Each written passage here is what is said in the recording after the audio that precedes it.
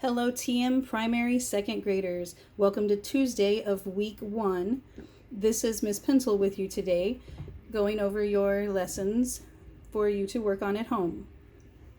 We'll begin by doing just a quick review of some of the things Miss Pritchard discussed with you yesterday, because we'll be working on the same skill. And what is a prediction? Making a prediction is a strategy that good readers use to activate their prior knowledge or their schema and think ahead to anticipate or predict what will happen next in the text. Good readers make predictions before, during, and after they read. And predictions help you be an active reader. They help you to anticipate the next event and the ending. They help you think about how a character may react or how they might solve a problem. And they help you get into the world of the book. Remember, any book can be like a mini vacation. You just place yourself where the story's happening. How to make predictions. You read, gather text evidence, and think ahead. You think, which you use your text clues and your own experiences to make prediction about what will happen next. And then at the end, you will revise and verify, which you will check to see, was your prediction correct? If it was, you will be verifying that your predictions were correct. But if they weren't, that's fine. Then you revise and change your predictions as you gather new evidence. And this is just a reminder, you do have all of that helpful information on one simple sheet in your packet that Ms. Pritchard showed you yesterday. So you can feel free to refer to that at any time when you're working on your reading and working on making predictions. It's got some awesome clues for you here. Now, this page, is actually towards the end of your week 1 worksheets. But I wanted to go ahead and do just one of these with you today. Go through one of them as a practice to kind of walk you through some of the thinking that you need to do when you're making predictions. We're going to go ahead and look at this one titled The Plane Crash. And it says, the jumbo plane was flying through the sky with ease. Suddenly, large, dark storm clouds started to form. Heavy drops of rain began to pound the plane, and fierce winds pushed the plane in every direction. Bright flashes of lightning lit up the sky. The plane couldn't handle the pressure of the storm, and the propellers started to weaken. Within minutes of the storm starting, the engines failed, and the only sound that could be heard was the menacing rumble of thunder booming throughout the sky. What do you predict will happen next?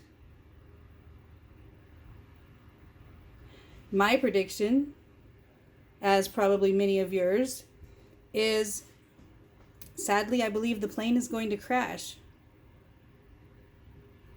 And then our next question says, what clues did you use to make your predictions? Well, the first thing was the title, The Plane Crash. That's a good hint that we should probably have a plane crash during the story. And also, as it starts giving the details, when it talks about the fierce winds pushing the plane in every direction, and the lightning, and then it couldn't handle the pressure, and the propellers started to fail. Within minutes of the storm starting, the engines failed. Well, if the engines have failed, they're no longer running. And if the only sound you can hear was thunder, that plane is not making any sounds of its own, that it's operating under its own power. So it is going to indeed be crashing, unfortunately. Now, luckily, that's just a little passage. Nothing we have to worry about happening to us. This is the page that you are to work on today to practice doing some of the predictions. You have two short little passages, much like the one we just went over, with the same questions following. What do you predict will happen next? And what clues did you use to make your prediction? Your first one is titled, I Don't Dance. And you've got a friendly little monkey up there, so I'm guessing it might be an entertaining story about a monkey not dancing. Then we have The Brave Ant. You will read both of these and go through the questions here, make your predictions, and remember, point out what clues. You can underline the clues as you, as you are looking for them, underline them, then you can copy them down on the lines here. And that will be all you need to do for your reading for Tuesday. I do want to point out to you that in your packet, you also have this sheet as well as the one that looks like sticky notes. They are both for helping you make predictions as you're reading through a book. So next time you sit down to read one of your books, grab one of these sheets and fill out your text clues. What background knowledge do you have of your own experience that relates to the story? And what do you predict is going to happen? Remember, we take that walk through the title, the pictures, things like that, to start making our predictions before we ever start reading. And then this one is just another one where you will put 4 of my best predictions from my reading today. So you will make 4 different predictions based on what you are reading. These are just tools to help you practice more with making your predictions. I wanted to make sure you knew those were there. Now, today we get to have some more fun because we're going to do a writing assignment. You have this sheet in your packet, and you'll notice it says Tuesday and Thursday of week 1. So you will be coming back and visiting this sheet again on Thursday for your assignment. But you have 4 different clovers here. It says name something green you could not live without. Write about a time you felt lucky. What do you like to do for fun in the spring? And write 5 questions you would ask a leprechaun if you were lucky enough to meet one. We're touching back on St. Patrick's Day because unfortunately we weren't able to be together on that day last week. So we wanted to still have a little bit of fun with the thinking process and the luck of the Irish writing assignment here. So you are going to pick one of these that you would like to write about. And then you have your writing paper here. You're going to write whichever one of these you choose. You're going to write your story or write your information. And you've got a second page here. This area, of course, is where you can draw an illustration to go with your story. And that should be a lot of fun. Be creative with it. I think it might be kind of interesting to meet a leprechaun one day. And we've all had a time where we felt lucky in one situation or another. Those might be some fun stories to hear about. You've got all kinds of choices there. So pick one and have fun with it. Remember, after your writing is completed, you need to go through your writing checklist, which is also right there in your packet. And you're going to ask yourself, or check each one of these. It says, I remembered a capital letter at the beginning of my sentences and proper nouns. Yes or no? You've got to read back through your paper.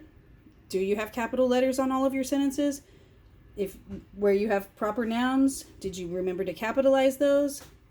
If so, circle yes. If not, you need to correct those things in your writing. The next one is I used punctuation at the end of all my sentences. If we don't have our punctuation at the end of the sentence, our thoughts just all run together, and it makes the story very difficult to follow and understand. make sure you have either a period or a question mark or an exclamation mark at the end of every one of your sentences, so your story will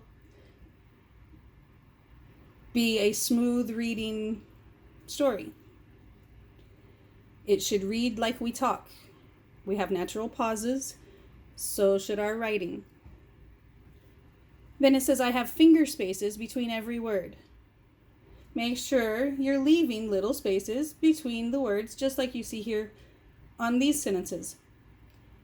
Because if not, it looks like we have one really large word sometimes and not really sure what that word is. We've got to make sure we break our words apart so they are clear to the reader.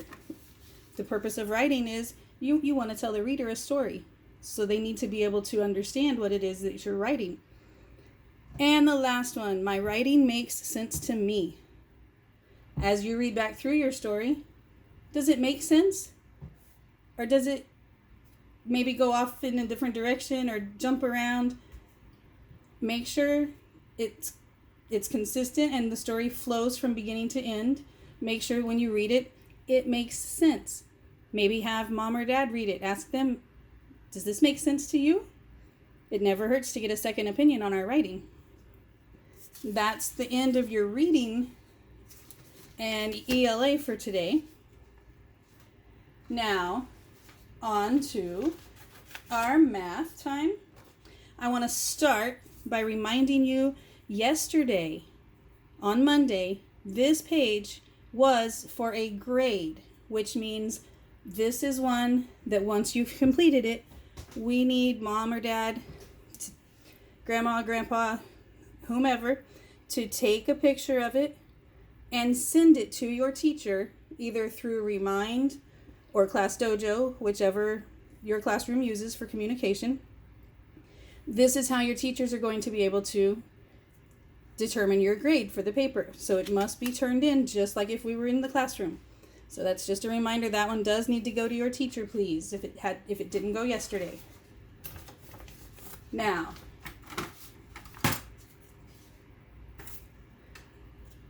we have here, whoops, sorry, wrong direction. We have here our learning clock. I need to get my camera up just a tiny bit higher. I apologize.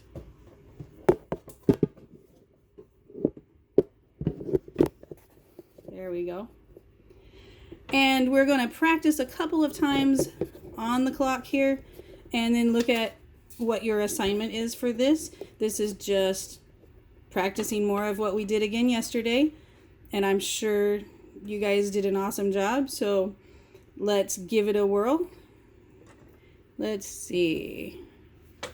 If I were to spin and stop there, what time would I have on my clock? If you remember, our hour hand, which is our shorthand, just like the word is shorter than minute, is the red one on this clock. A lot of times they'll be the same color, but on our learning clocks, we have this advantage. So I have to look at which hour am I in. I've passed the 3 a little bit. Have I arrived at the 4? No, not by any means. So we are still in the 3 o'clock hour. And now we need to determine the minutes. Well, we know we start up here, and that's our o'clock spot. That's 0, 0. And when we come to our next big number, we're just counting by 5s. And we go to the one closest to our minute hand, but not past our minute hand. We always stop at the one closest to where it is, never pass it when we're counting by 5s. So we've got 5, 10, 15, and then I just transition and I count by 1s. 16, 17, 18. So that time would be 3:18. We'll do a couple more.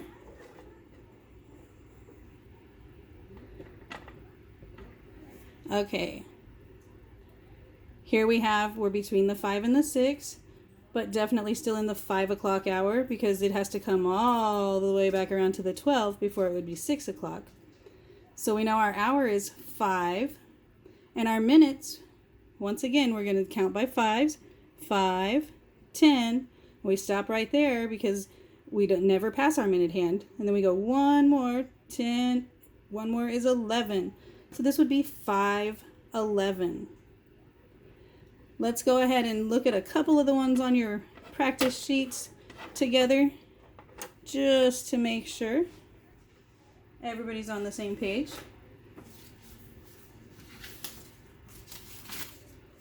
And to give you a couple to have as a reference.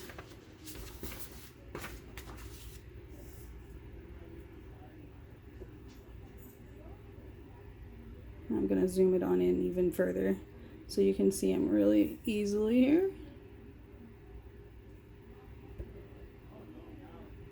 Okay, let's look at number 1 first. And our hour hand is our short one. So go ahead and you can label that with your H for hour and your M for minute, just to help you remember. And then we need to look at which hour are we in.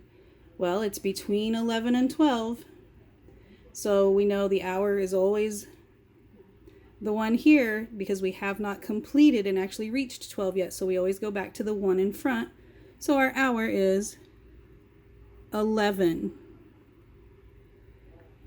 Then our minutes, we're going to start here at our o'clock, our 00, and we're going to 5, 10, 15, 20, 25, 30, 35, 36, 37. Remember, you need your colon there between them, and you have 37. 11:37 is what time we have there on that clock. A good way to help you keep your minutes straight if you're having a hard time, you can always go around and label your skip counting spots all the way around if need be.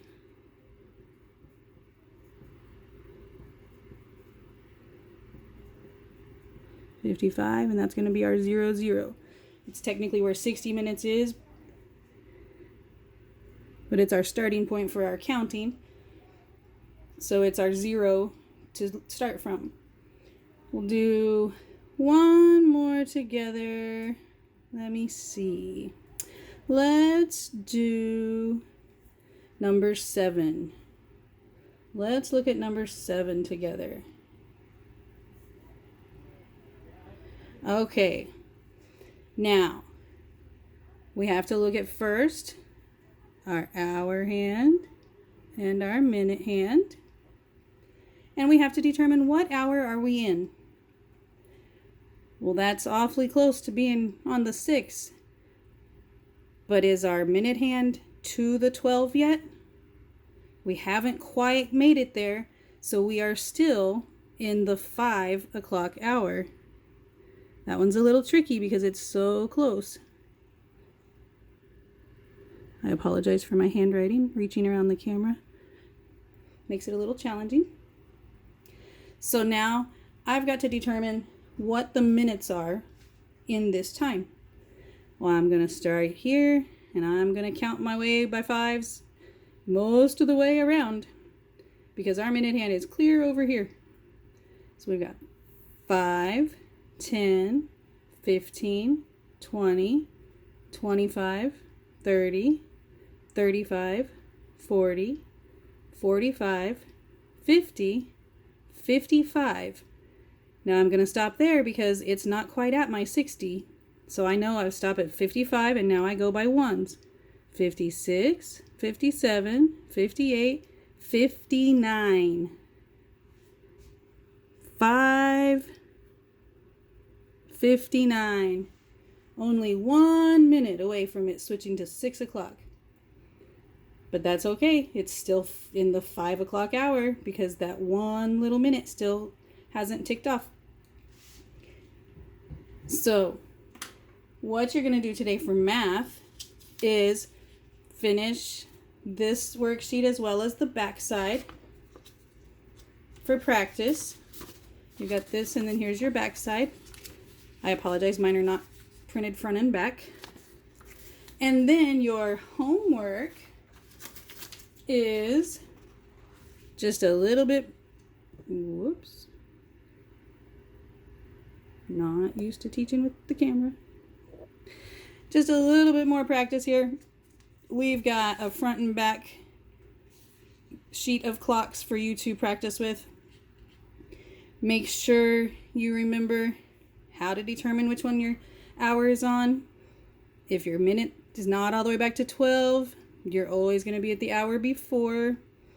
And when you're skip counting by fives, you stop at the number before where the minute hand is. For example, would I go 5, 10, 15 on this clock? No, because it is right here on the minute right before. So I would 5, 10, and then I would go by ones. 11, 12, 13, 14. There's just a little hint on one of them for your minutes of your time. All right, boys and girls, I believe that does it for what we need to do today. Do not forget there are some YouTube videos listed in the actual lesson plan sheet that your parents have in the packet that looks just like this. We have a video here about sentences and what they need. And then for math, there is one down here also working on the time. So those are just to help you out a little bit. Remember, do your best. Have fun. Know that your teachers miss you. And we can't wait to see you again in the classroom. Goodbye.